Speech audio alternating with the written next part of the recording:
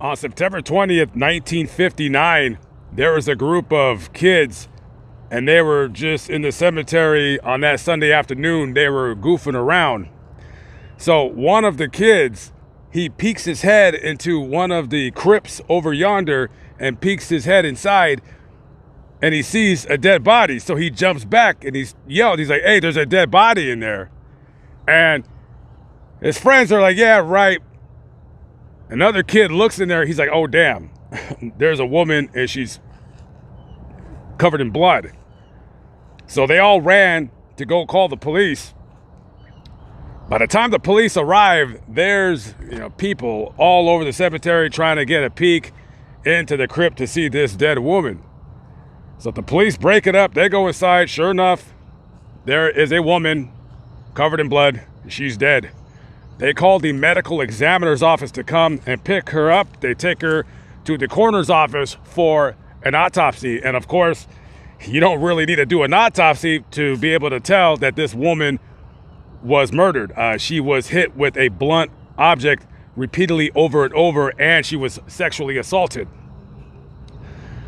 So nobody knew who she was because she didn't have any identification on her. So a little bit of time later, the woman's son, I think his name was Frederick, don't quote me on that, he came to identify the body of that being Foy Bell Dixon Cooper. Come to find out, his mother looked like, from what they were trying to garner, was that she was here at the cemetery visiting her mother's grave. That's her mother's grave right there, Annie Lynn Dixon. And this is Foy's grave right here. So they theorized that Foy right here had came to the cemetery to visit her mother's grave and was attacked by somebody. She was dragged into one of those crypts over there where she was assaulted and bludgeoned to death. Later on, they found a man who had escaped from a work camp where he was doing 15 to 20 years for robbery and attempted rape of a woman. His name was Elmer Davis Jr. He was 32 years old at the time. So when they grabbed him and they took him down to the station, they searched him, and he had the identification of another man in his pocket.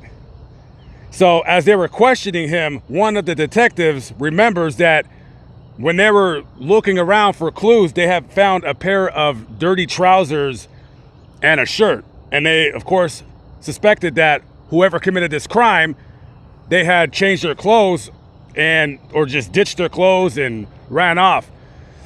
So they highly suspected this guy of committing this crime. So after grilling him for a few hours, he later on confessed to murdering this poor woman right here. They put him on trial for her murder, and he's convicted, found guilty, and sentenced to die in the gas chamber. Now, he had quite a few arrests on his record, a lot of violence on his record, and the female that he had robbed and tried to assault, that he was in prison at the time, was an elderly woman. So they put one and one together. However, I don't know how, but he somehow was able to file 3 appeals, and on the third one, he earned his release. I believe in 1966, he was released from prison, and I guess the prosecutor declined to file another case against him. This guy, Elmer Davis Jr., went on to commit more crimes, larceny, petty theft, just a low-down, dirty crook. And I don't know what year he died. He's probably long dead. But this woman right here was murdered in this cemetery, and justice was never really served. And those detectives, even though they didn't have a whole lot of circumstantial evidence when it came, to physical evidence, they knew damn well that Elmer Davis Jr. murdered this woman, and justice was not served for her. But hey, like I say, every dog has his day. Every dog has his day. 78 years old at the time of her murder. Very sad. Also, the dog she was with as she was walking was found dead too. So they don't know what happened to the dog, if the dog died of fright or what. But rest in peace to both